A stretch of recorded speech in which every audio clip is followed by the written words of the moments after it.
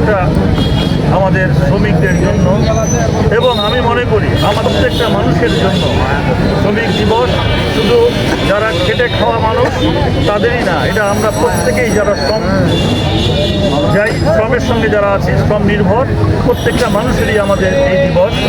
এই শ্রমিক দিবসে আমি প্রত্যেকটা শ্রমিক ভাইকে অন্তঃস্থল থেকে ধন্যবাদ জানাই এবং তারা বিভিন্ন অনুষ্ঠানের মাধ্যমে তাদের এই শ্রমিক দিবসটিকে তারা উদযাপন করছে।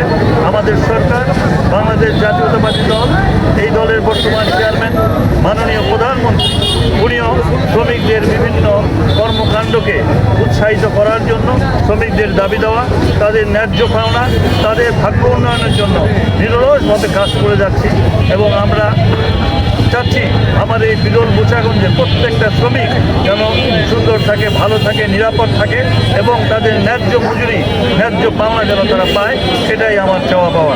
সকলকে ধন্যবাদ। আসসালামু আলাইকুম।